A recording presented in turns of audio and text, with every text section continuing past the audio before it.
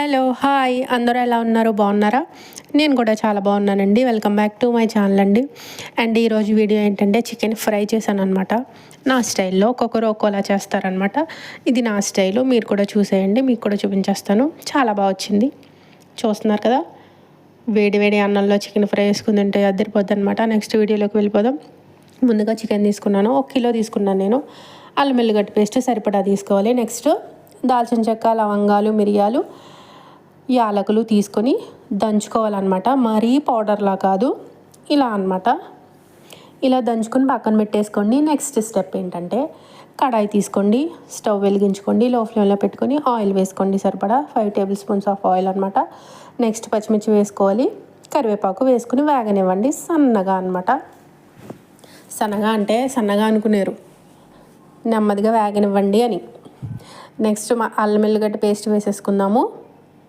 వేసుకున్న తర్వాత లో ఫ్లేమ్లో ఉంచుకొని దీన్ని కూడా చక్కగా వేగనివ్వండి, వేగుతూ ఉండనివ్వండి అనమాట. వేగేంత వరకు మనం ఏం డిస్టర్బ్ చేయొద్దు లేదండి. నెక్స్ట్ పసుపు వేసుకోవాలి. అండ్ మనం ఇందాక దంచుకొని పెట్టుకున్నాం కదా మసాలా, అది కూడా వేసేసుకోండి.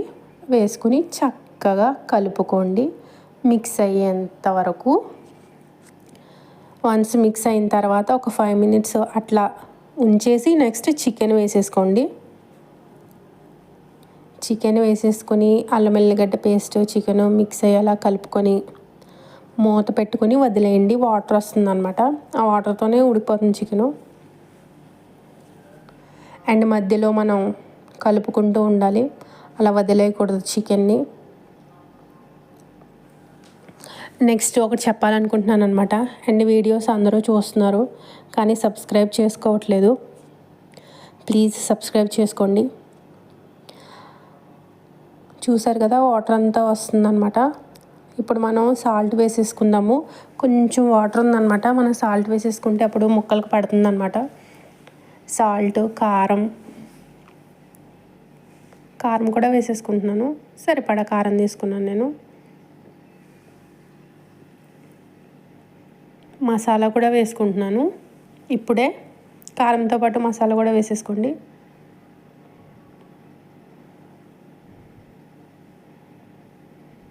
చక్కగా కలిపేసుకోండి.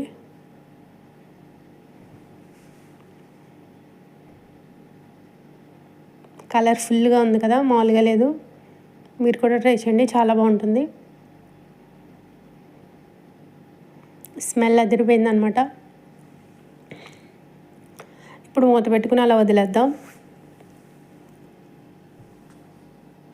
మగ్గిపోతుంది, ఆయిల్ పైకి వచ్చేసింది చూసారా.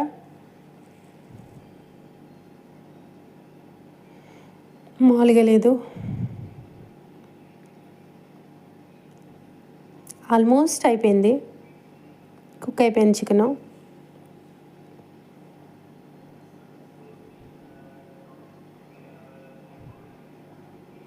మనం అట్లా కలుపుకుంటూ ఉండాలి, లేకపోతే అది అడుగున అంటుకుపోతుంది అనమాట.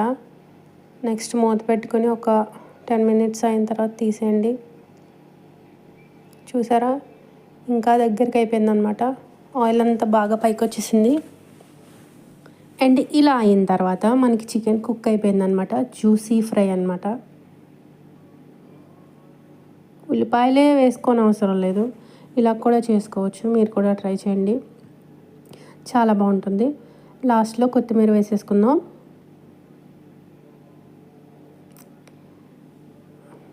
అంతే అండి, కర్రీ రెడీ అయిపోయిందనమాట. చాలా అంటే చాలా బాగుంది, మామూలుగా లేదు, అదిరిపోయింది. అండ్ మీరు కూడా ట్రై చేయండి. అండ్ నా వీడియోస్ని చూస్తున్నారు అందరూ, చూసి సబ్స్క్రైబ్ చేసుకోండి. అండ్ నచ్చితే లైక్ చేయండి, షేర్ కూడా చేయండి. థ్యాంక్ యూ అండి. బాయ్ బాయ్, మళ్ళీ కలుద్దాం.